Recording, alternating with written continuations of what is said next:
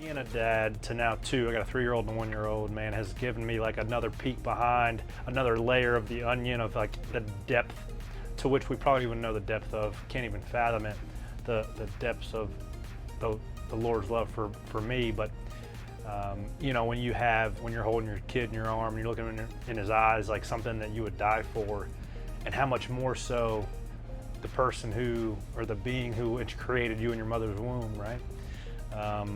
But just how, I got a great story. A couple weeks ago, I was washing my truck, right? And I spray it all down and I got the suds and I'm doing this, I'm doing that, and I'm done. Like I got it all microfibered, not a bead of water on my black truck so everything can show up. And I go and walking over, and Levi was helping me cleaning the wheels and just like getting in the way, right? But he grabs the hose and he's like spraying it back on the truck, and I'm like, oh sweet. So I walked over and I shut the faucet off. Around the corner, he doesn't see me, and the water's off, so there's nothing else coming out, right? And he's sitting there with the hose and there's no water left coming out, but he's like shaking it, trying to get every drop of water out of this hose.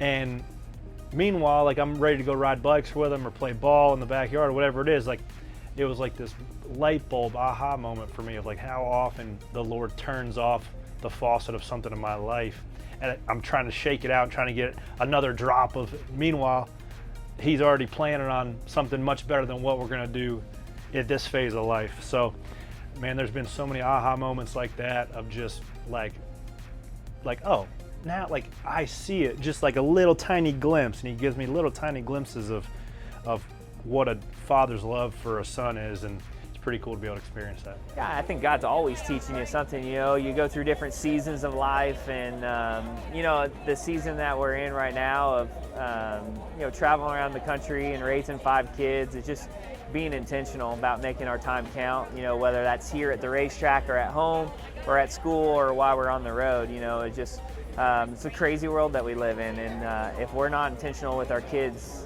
the world will be. And so just fighting up against that. It's like when I held my son and I looked at him and I'm like, man, like you love your kids so much. And then, but when you think about reality, like we're fallen, broken, sinful people by nature. It's who we are, right? And so my love for my son can't even compare to the amount of love that God has for me. And you know, I call that one of those aha moments where you really feel like the Lord spoke to you. And so, yeah, I think that's probably the biggest thing that I learned.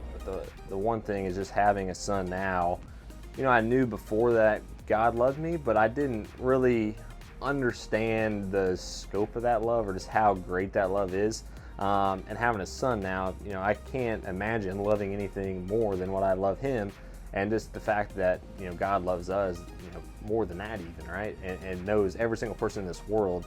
That's the one thing I felt like when I finally became a father, kind of just clicked with me a little bit more, and just I felt a closer relationship because of that love.